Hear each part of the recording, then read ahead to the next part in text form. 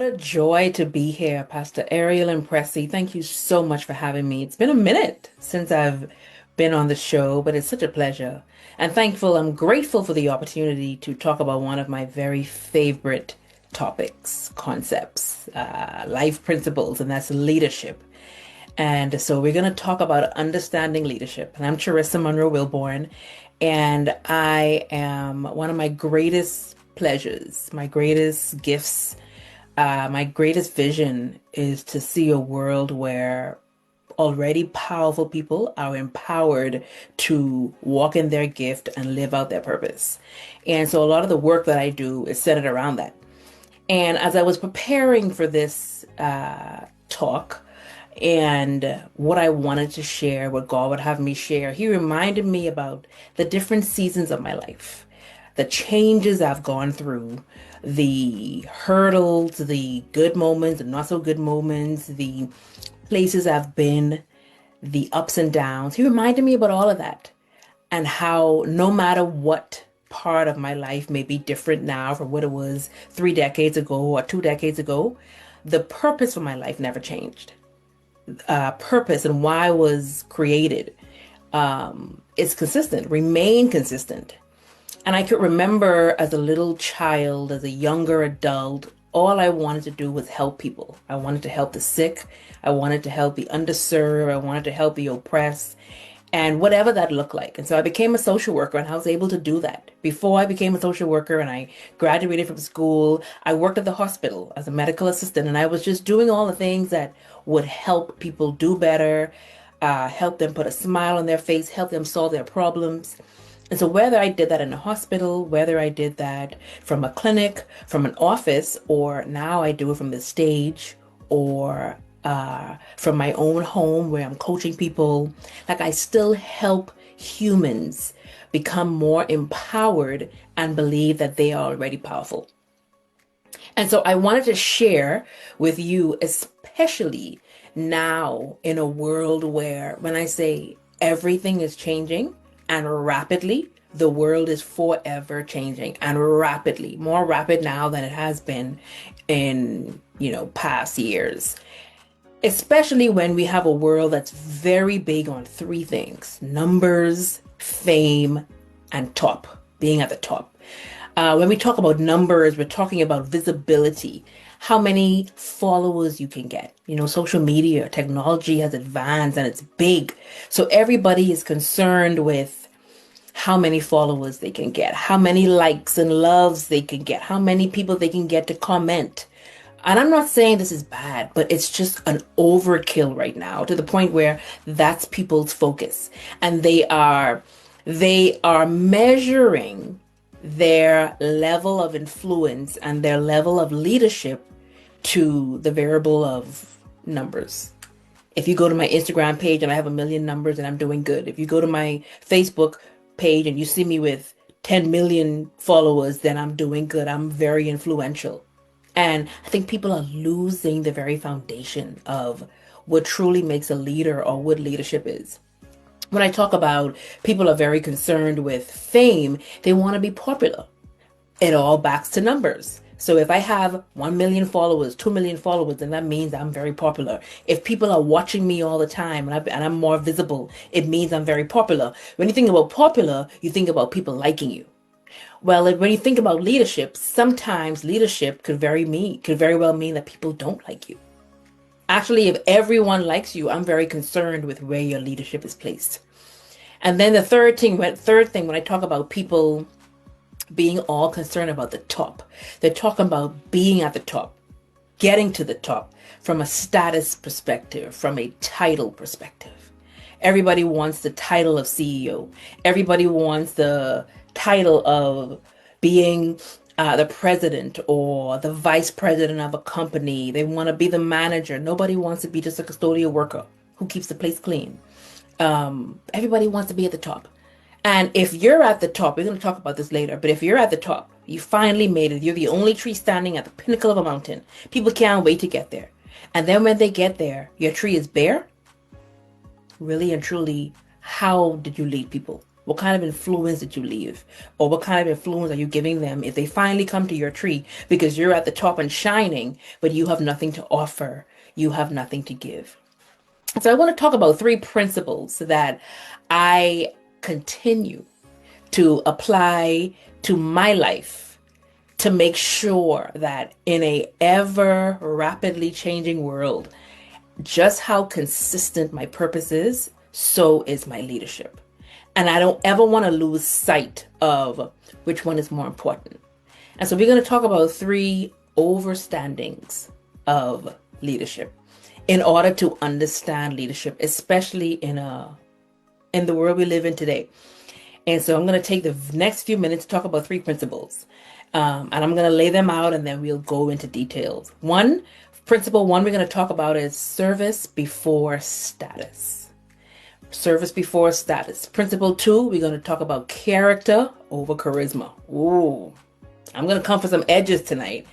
And number three, principle empowerment over multiplication. And so let's go back to number one. When we talk about service before status, very self-explanatory, or you would think, right? Keep in mind, people are very concerned about being at the top and status. They're concerned about their title. And one thing that my dad, the late Dr. Miles Munroe, always talked about is leadership is very rarely, if at all, about the title or position that you hold. It's really not about power. It's about, are you empowering and are you influencing others?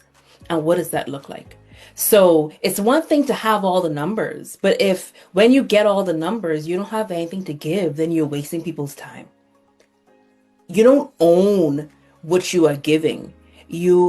Are you a steward of the gift that God has given you? Have you refined your gift so that when people come after your tree, they are getting something? So we can get all these followers. I've learned very quickly, especially when you consider Instagram and Facebook and the algorithm, and you want to be at the top and you want to have so many people liking and following and responding to your page, you realize quickly, yes, you may get followers. You may have a million followers, but how many of those followers actually follow you?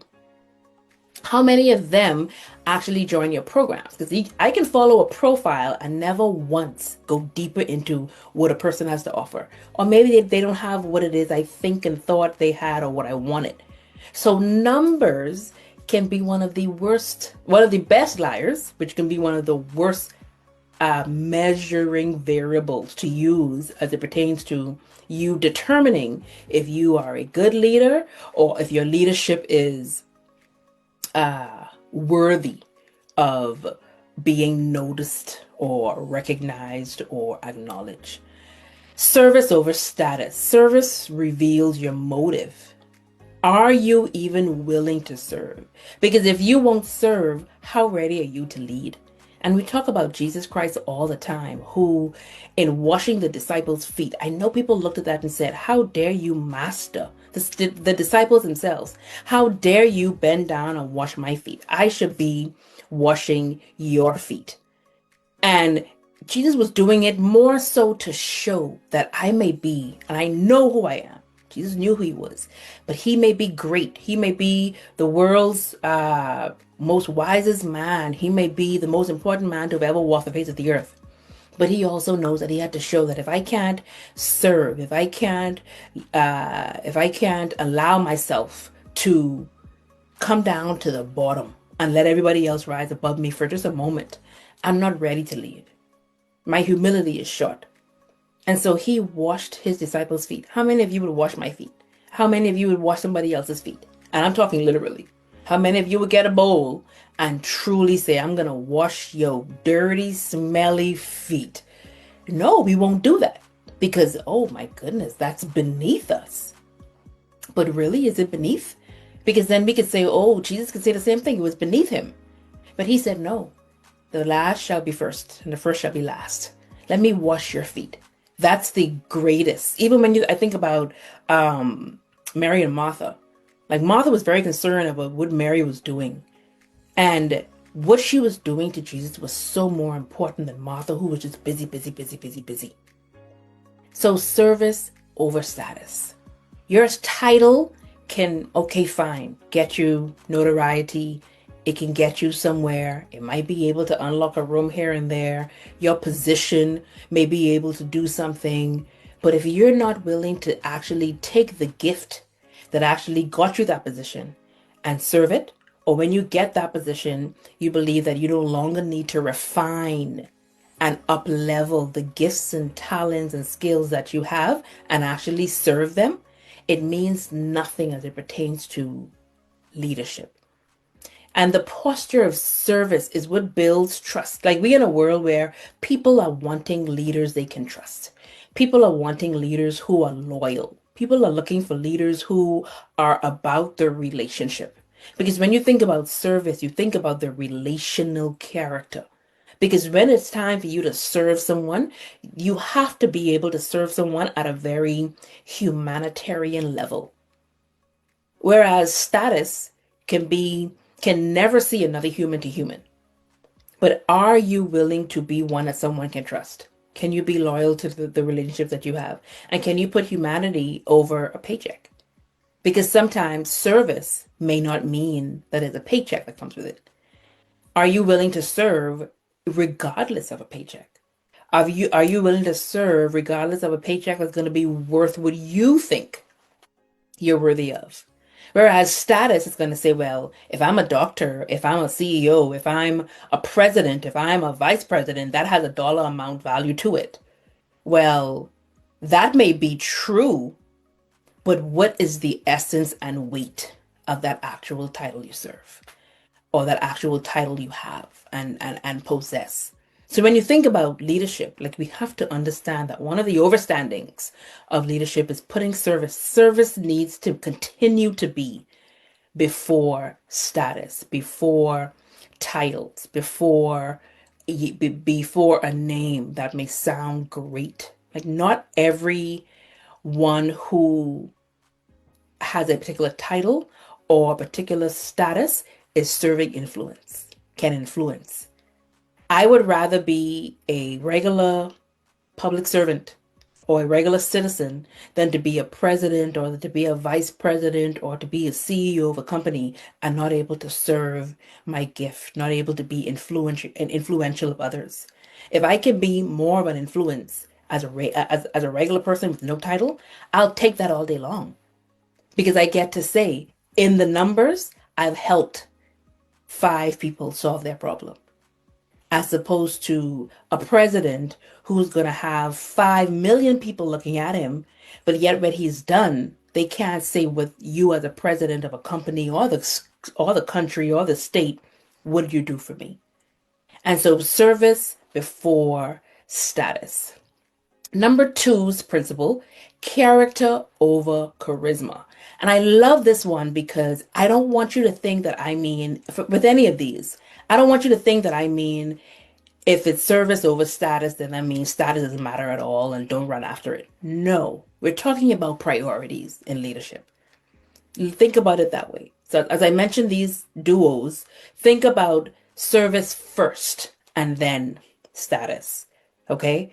For character over charisma, think about character first and then charisma. So character over charisma. And character is one of the charisma. Let's talk about charisma. Can be very, like, my father was a very charismatic person. And that's why I want you to understand that I don't mean one or the other. I just mean one carries more weight and should be prioritized over the other when you're talking about true leadership. My dad, Dr. Miles Munroe, was a very charismatic person. He was very outgoing. He was very funny, and he was very jovial, and just kind of, he'll be the one to dance on stage, and you walk into your room and the crowd just automatically is attracted to his charisma, his personality. Like, that's who he was. But what also kept him in rooms, what kept people around him, what made people consistently attached and attracted to him, was the character behind his charisma. You have a lot of people who have the charisma because it's easy to do. It's being out there without the character. Because charisma is never charisma if it's behind closed doors.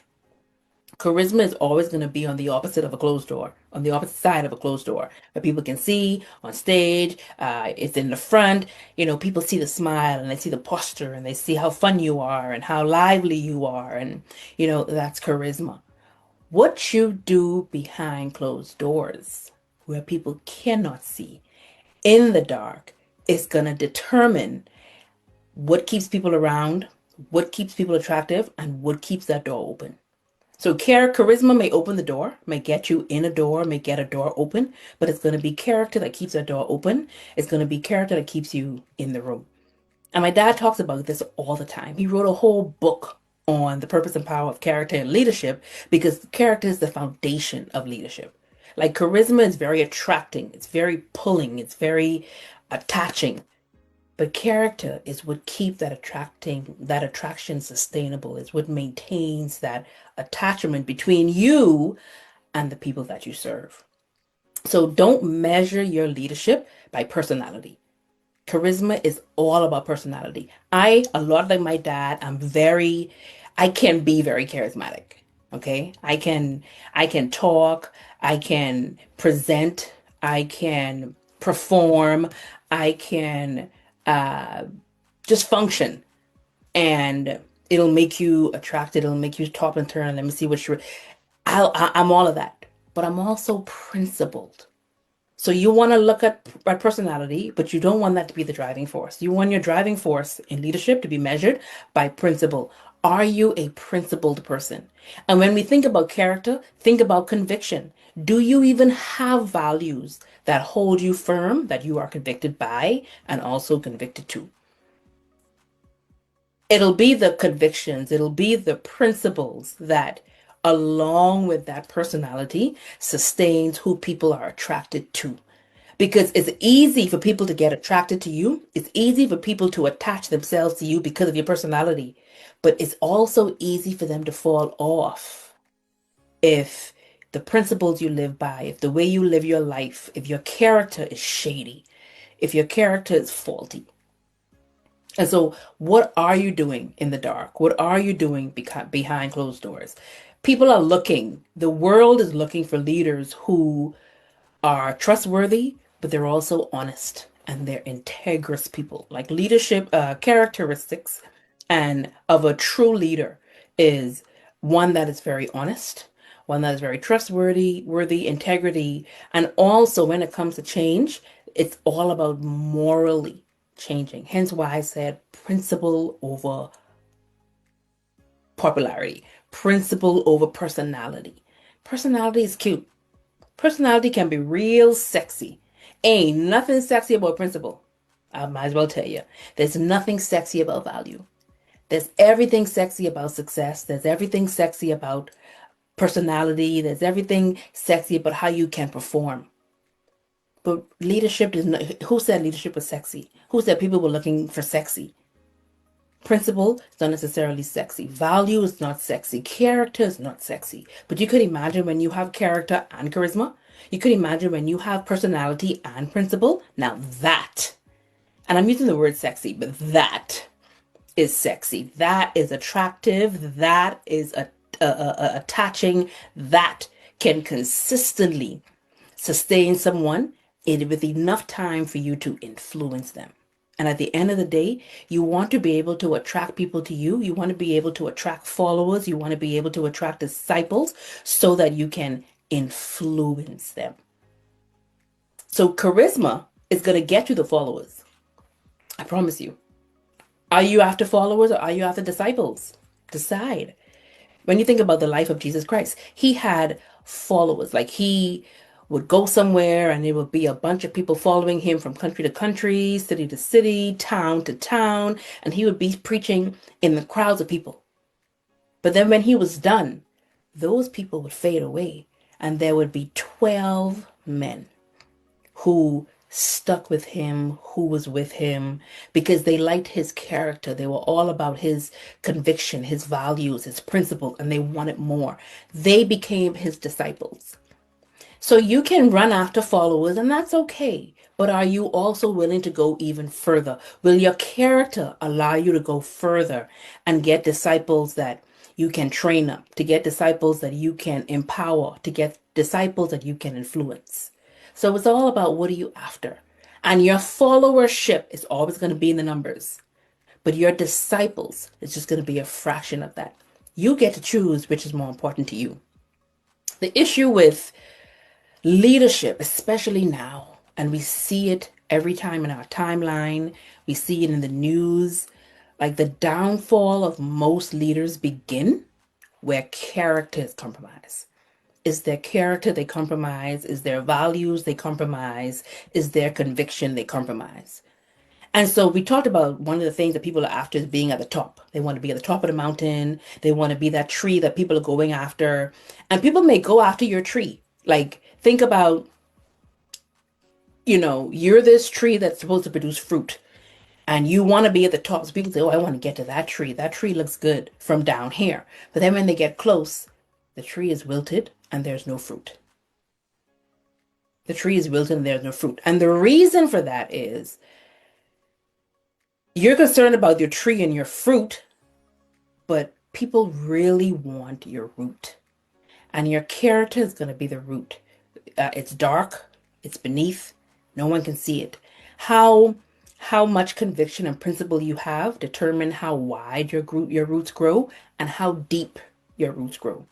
It is going to be your root that's your character.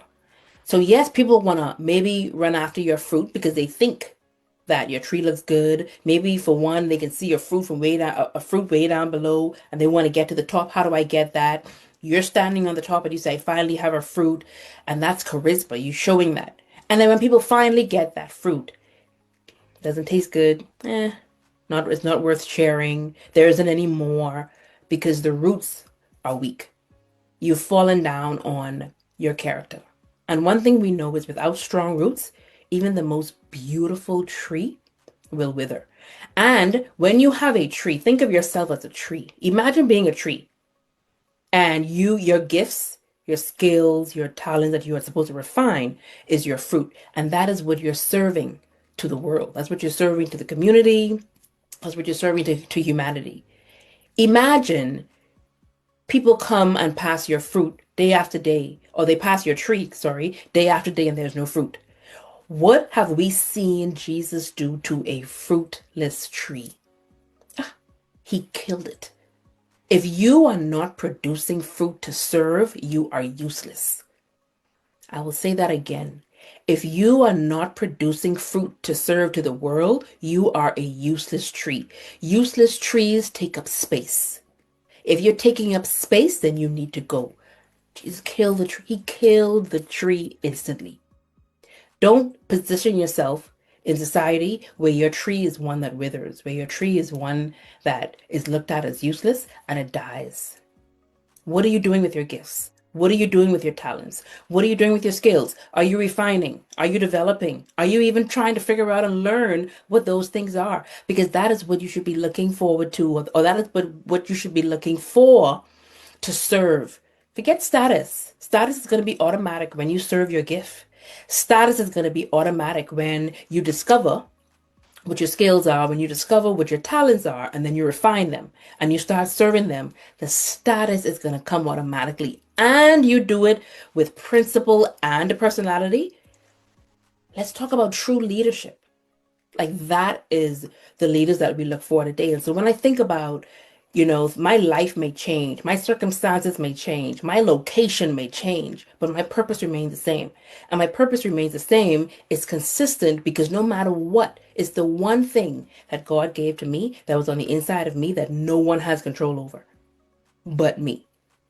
And once I figure that out, then I need to make sure that I'm walking in my purpose. I'm serving my gift. I know the vision I have for myself and for the world. And that is what I'm focusing on. My talents must get me there. My skills must get me there. My gifts must get me there. It is my gifts that the world wants. It's the fruit. Like, those things are my fruit. People are coming for my fruit. They're not coming so much for me. But what is it that I have to offer that people want? And you want to slap principle on top of that. People are looking for leaders they can trust, because there are so many leaders that they thought they can trust that they're realizing they can't. So don't prioritize charisma over character. Remember, you can have both. Which one you put first is going to determine the type of leader you are. And number three, empowerment over multiplication. And there's this one I almost want to say empowerment and multiplication, because think of multiplication as how are you reproducing yourself? How are you how are you positioning yourself to be able to teach others so that you can multiply the influence that you're creating, so that even when you're no longer here, others can do it. And the greatest act of leadership, my father said it well, the greatest act of leadership is mentoring and being able to mentor others to lead after you. So we talk about all this leadership. Imagine if you become this great leader and then when you die, your business fails, your empire fails, your reputation fails, your name fails. Like no one remembers who you are. There must be a tombstone. Like that, all your years of so-called leading because you have 5 million followers goes to waste. And so I'm talking about to get to this point of you being so empowering, so influential that there's no tombstone needed. You go to the grave empty, and your name will forever be on the lips of people thereafter. And you've built up people, you've reproduced yourself in the disciples that walked with you every day, that your legacy still lives on, your vision still lives on. And so we can, social media would like you to believe that the more followers you have, the greater leader you are. The more followers you have, the more influential you can be. And we know that true leaders don't care about followers. They create other leaders. And that's a very interesting concept to try to learn when we have learned all over the years that to be a great leader, I have to have followers, and then I have to have so many followers. But there's this new thought, more recent in the last 20 years, that if you want to be a true leader, raise up other leaders better than you, not just like you, but better than you. And I think about my dad. I think about Jesus. Even I forget about the earthly people. I think about Jesus Christ, whose vision of the world was, God's vision of the world was to create other kings just like him, so that the culture of heaven can be throughout the culture of earth. And then it's our responsibility to have full dominion over this very territory that was given to us. So we are kings, we're not followers. Like we are true kings, just like God. And so when I think about us creating other leaders or other kings, there should be no one beneath us following us. We should all be serving each other. Are you willing to serve your fellow sister? Are you willing to serve your fellow brother and not compete? It's very difficult, almost impossible, to serve someone you are in competition with. And this is one of the woes of social media, because it allows you to see everybody at a quick glance. So everyone who is in your field of service, who's in your field of work, you get to see what they do. And it breeds competition, it breeds comparison. And those two things are the complete killer of joy and the complete killer of purpose, of leadership. And we should not be doing that. We should be so willing quickly to serve our fellow leaders. That's what our neighbors should be around us. And so when you think of along with multiplication, then there's the empowerment aspect of being able to entrust others with the same responsibility that you have, that you give, the wisdom that you have, and being able to empower them to understand that they have the same power and dominion that you have. And sometimes people need a little nudge to understand that I am powerful. I do have dominion. I am worthy. I do have value. I can be one of character and I can lead, and people will want to follow me. Are you willing to empower others to lead just like you do? Or are you after status? Because if you're after status, if you're after the reward of notoriety, if you're after the reward of wanting to be seen, then of course you're going to want to keep everyone that follows you, or everyone that's on your train, you're going to want to keep them down a little lower than you are. But if you say, no, I want to raise up a generation of leaders who can lead better than me, beyond me, then you're going to be willing to serve in order to lift up. I remember my dad died with me serving. My mom died with me serving them, like serving from behind and serving from underneath, so that they can stand on my shoulders to do their work. I was more concerned about my dad serving his gift and my mom serving her gift, that me serving them was so that they can do that without worry, without concern, without fear. And then my parents died with me doing that. Never once did I want the spotlight. Never once did I want this limelight. Never once did I thought that there would be people interested in my gift. Because I thought my gift would be one that was silent, one that was behind the scenes and underneath. But again, when the Bible talks about, the last shall be first and the first shall be last, because I was so willing to serve, and I mean with nothing, for nothing, by nothing, just for the betterment of the work of the Holy Spirit or the work of the kingdom, because that was all I wanted, there came a time, my time, or my season, where God would elevate me. God would promote me. God would rise me up. No man could have done that, because if anyone would have told me that, Charissa, if you do this, when your parents pass, this is what you're going to be doing, I would have tried my endeavor best to completely destroy, to completely destruct that very thought or that very idea. But as the seasons go, it turns out that I was being prepared for such a time as this. Are you being prepared for such a time as this, so that you can lead, so that you can empower, so that you can disciple? True leaders measure their success by how well others can lead in their absence.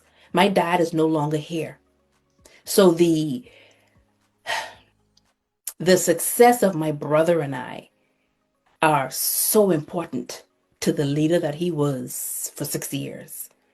If we fail, so does my dad. If I fail, my dad fails. If my brother fails, my mom fails. And so when you understand that concept, like, I know it's going to take everything in me to make sure that all that I'm prepared for is to make sure that their legacy does not die, and to make sure that I leave a legacy that lives on. So imagine if we had other leaders, to those listening to the sound of my voice, who think the same way, so that your forefathers before you, their legacy lives on, and that you make sure that you're leaving a legacy. That's empowerment and multiplication.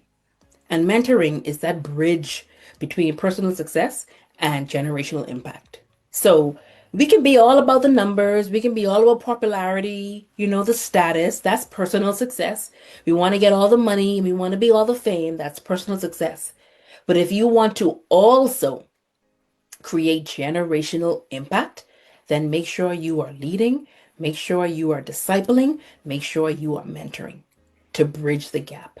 Because to have all this fame, to be on top of the game, on top of the mountain, to have all these followers in your Instagram and Facebook account, but you're not impacting and you're not influencing, you are wasting the world's time. You are. And so when we understand leadership, there's a lot that we have to overstand. And we have to overstand service over status. And remember, I said, let me say this again, I'm not saying it's one or the other. What I am saying is both and.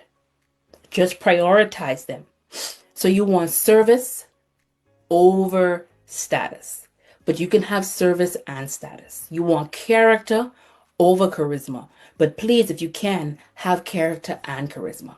And you want to have empowerment over multiplication, but by all means, gather empowerment and multiplication.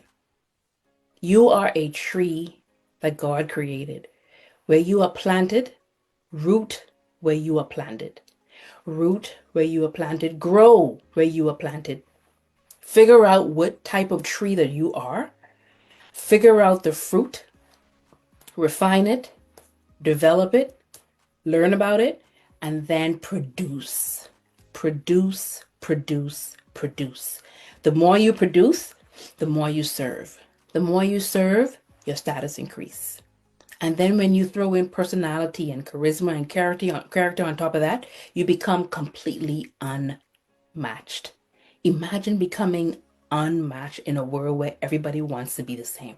Everybody wants to look the same. Everybody wants to be better than the other person. Like everybody just wants to get to the top. Everybody wants, like everybody is in survival mode. Survival of the fittest. No.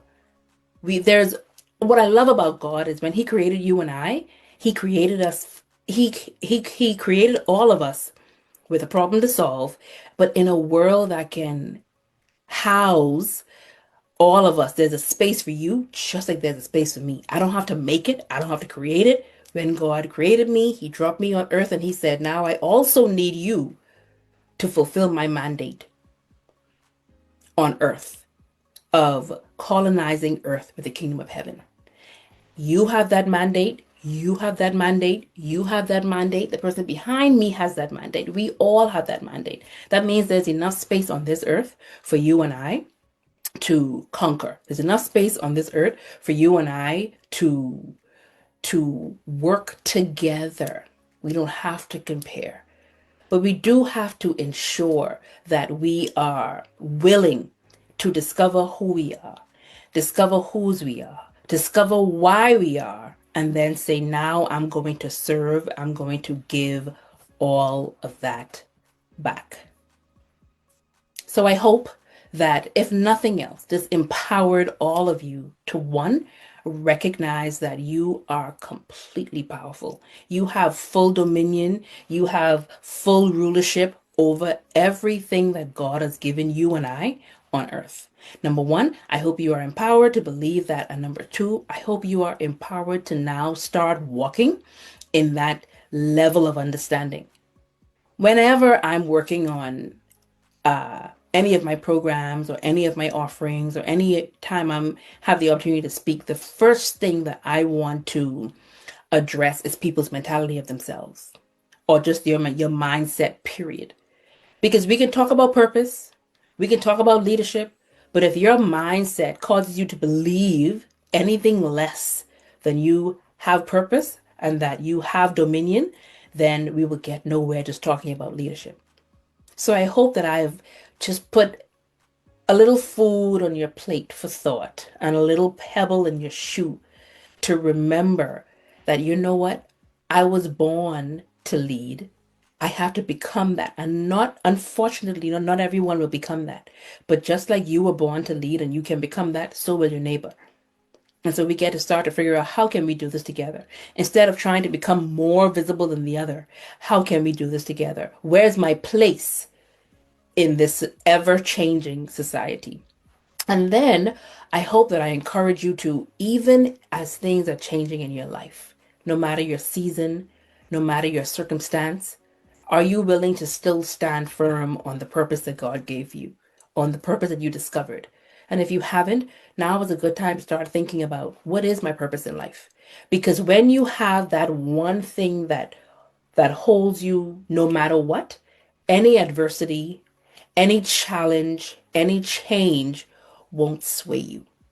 Won't sway you. I could have very well, people, I tell you, I could have been swayed 10 going on 11 years ago when I lost both of my parents tragically together at the same time. I could have been swayed. I could have given up on life. But it was my desire to help others. It was my desire to make sure I leave a mark in this earth. It was my desire to leave a legacy. It was my desire to continue to change the world that kept me from saying, yes, I love my parents. Yes, I didn't think I can do life without them. But at the end of the day, I still have work to do.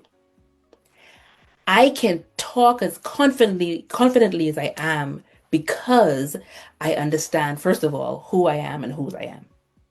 So start there. And then once you get all of that under control, once you get all of that in your mentality, then the purpose that you were born to do, the leadership that you were born to become, becomes so much easier. becomes more natural. And I know that God has created you for a time like this. If you are still breathing, there is still work left for you to do. If there wasn't, there would be no need for your tree.